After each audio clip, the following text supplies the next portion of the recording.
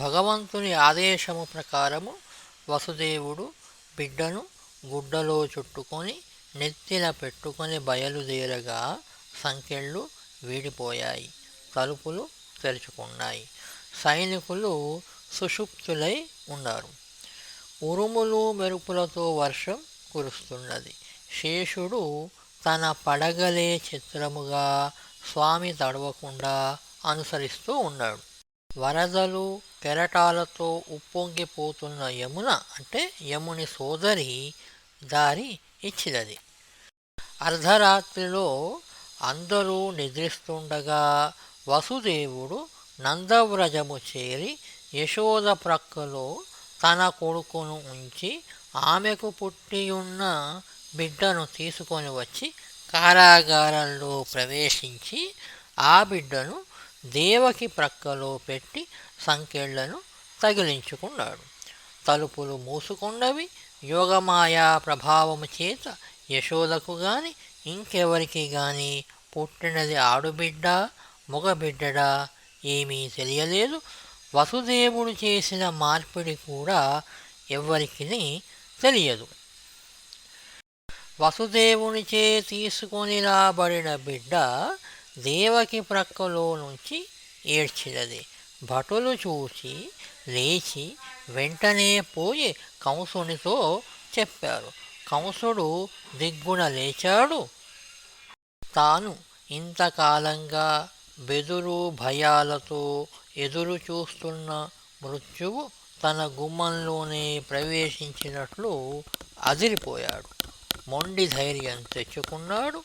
మృత్యురూపుడైన ఈ బిడ్డను హతమార్చి మృత్యువునే జయించాలని చెదిరిన జుట్టు, విడిపోతున్న పంచకట్టు, తడబడుతున్న కాళ్ళు, వణుకుతున్న చేతులు ఇవేమీ పట్టించుకొనకుండా వడివడిగా పరిగెత్తుకుంటూ కారాగారం చేరుకున్నాడు. దేవకి చేతిలో ఉన్న బిడ్డను లాగుకొనబోయాడు. దేవకీదేవి భయంతో వణికిపోతూ దీనంగా ఇలా అన్నది.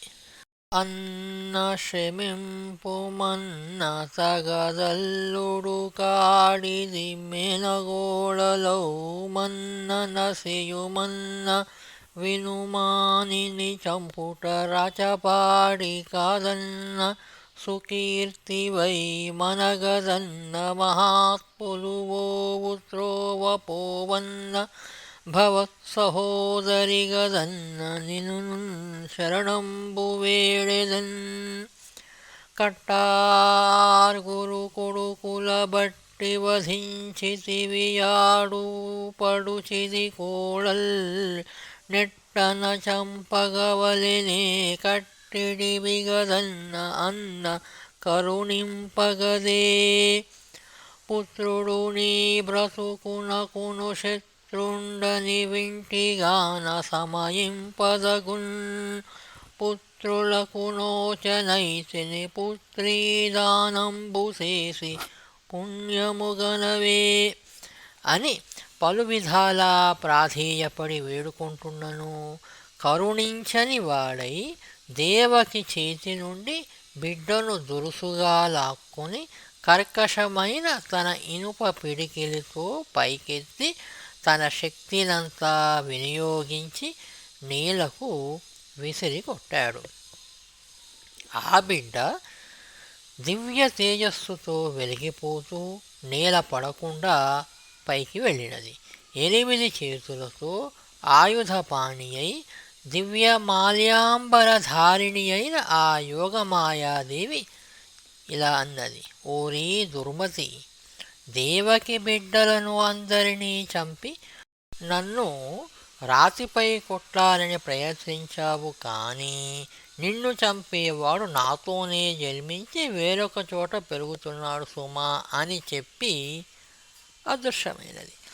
ఆ యోగమాయాదేవి అనేక రూపనామాలతో ఇప్పటికీ వెలసియుంటూ ప్రజల మన్ననలను అందుకుంటూ వారి కోరికలను తీర్చుతున్నది. యోగమాయ మాటలు విని కంసుడు యోచించాడు. దేవకీ వసుదేవులను ఇంకా బంధించి ఉంచడం అనవసరం.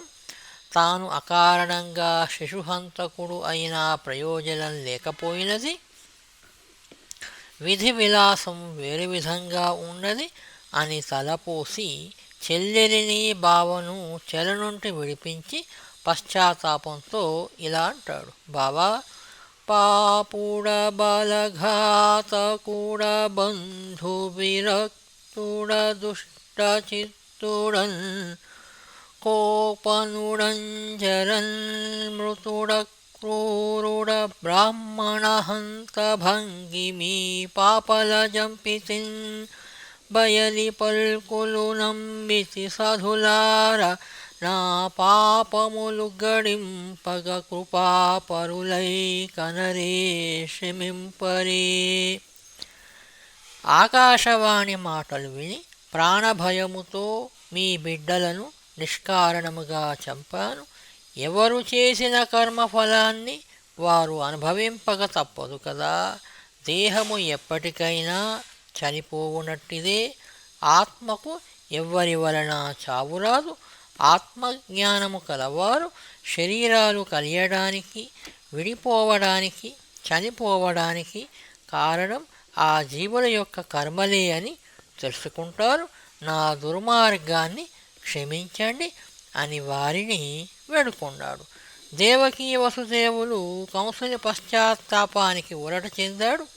వసుదేవుడు కంసునితో ఇలా అన్నాడు: బావా, నీ వచనంబు నిక్కము సుమీ ప్రాణుల్గత జ్ఞానులై నీవేనంచును లోభమోహ మదభీ నిర్మిత్రతామోద శోకావేశంబుల నుండురుంబొడు సురేగాకారుడై సర్వరూపావిష్ఠుండగు ఈశ్వరుందెలియలేరన్యోన్య విభ్రాంతులై. బావా, నీవు చెప్పిన మాట నిజము సుమా.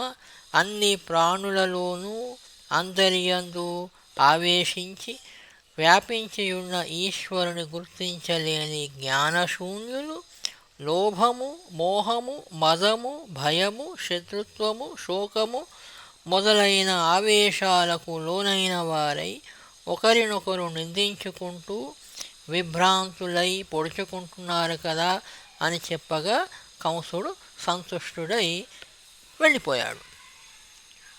మా విపంచీ ఛానల్ పోస్టులను షేర్ చేసి సబ్స్క్రైబ్ చేసి మమ్మల్ని ప్రోత్సహించగలరని మనవి.